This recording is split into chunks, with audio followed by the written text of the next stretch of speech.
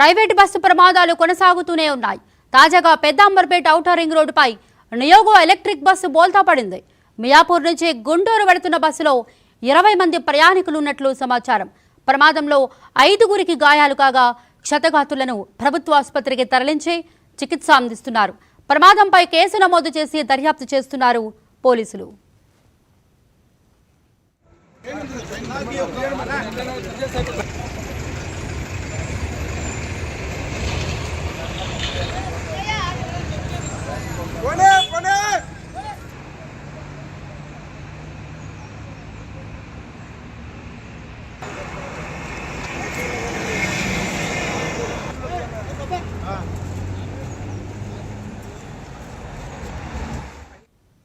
Private bus ప్రమాదాలు కొనసాగుతూనే ఉన్నాయి.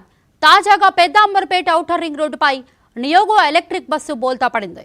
మియాపూర్ నుంచి గుంటూరు వెళుతున్న బస్సులో 20 మంది ప్రయాణికులు ఉన్నట్లు సమాచారం. ప్రమాదంలో 5గురికి గాయాలు కాగా క్షతగాతులను ప్రభుత్వ ఆసుపత్రికి తరలించి చికిత్స అందిస్తున్నారు. ప్రమాదంపై కేసు నమోదు చేసి దర్యాప్తు చేస్తున్నారు పోలీసులు.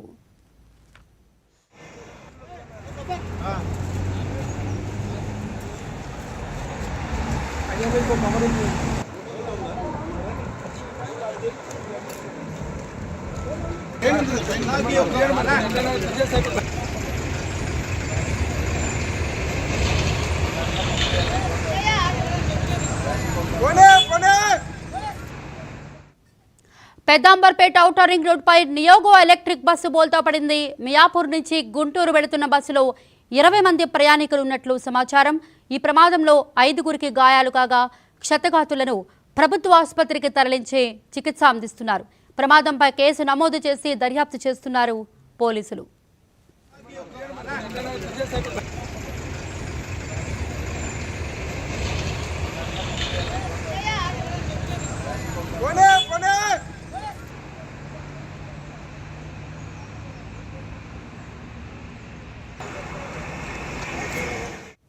ఈ ప్రమాదానికి సంబంధించి డీటెయిల్స్ తెలుసుకుందాం. మా crime correspondent Raghavendra phone line లో ఉన్నారు. రాఘవేంద్ర, ఈ ప్రమాదానికి కారణాలేంటి?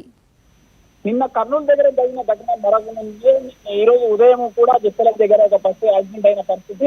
ఇప్పుడు పెద్దంబర్పేట దగ్గర మియాపూర్ నుండి గుంటూరు వెళ్తున్న NueGo electric travel bus AC39 UP 1960 Rangareddy జిల్లా పెద్దంబర్పేట దగ్గర బోల్తా పడినట్టు తెలుస్తుంది. డ్రైవర్ నిర్లక్ష్యం కానీ పూర్తిగా తెలుస్తుంది. పూర్తి స్థాయిలో పోలీసులు ఘటనా స్థలానికి చేరుకొని దర్యాప్తు అయితే ప్రారంభించిన పరిస్థితి ఉంది. దాదాపుగా 20 మంది ప్రయాణికులు మియాపూర్ నుండి బయలుదేరినట్టు తెలుస్తుంది. పటాన్చెరు వద్ద ఔటర్ వచ్చిన పెద్దంబర్పేట వద్ద దిగుతున్న సందర్భంలో ఈ ప్రమాదం జరిగినట్టు తెలుస్తుంది. ఇప్పటికే పూర్తి స్థాయిలో ఆర్టీఐ అధికారులు తనిఖీలు చేస్తున్నా కూడా ట్రావెల్స్